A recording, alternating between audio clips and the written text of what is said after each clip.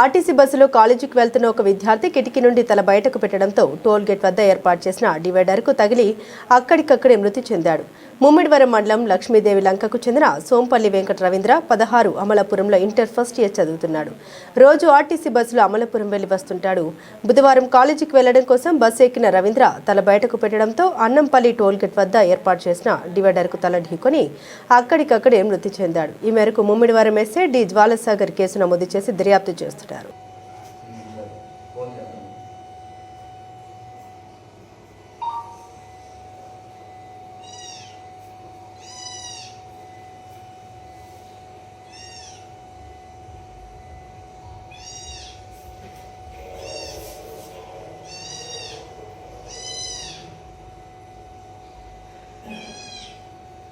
అదేనా ఆ బస్సు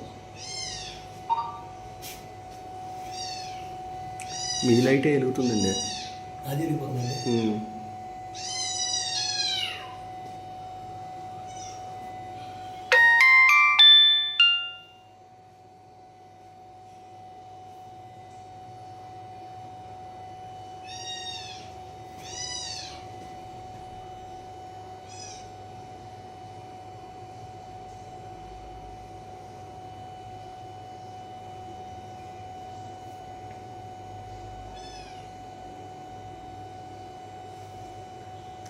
కనపడింది కదా.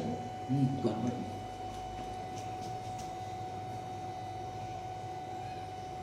అనుకున్నాడు చివర బ్యాక్ సీట్ బాగా చదువుకున్నాడా.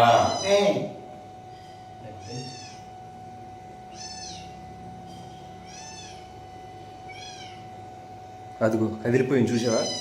ఇది కదిలిపోయింది.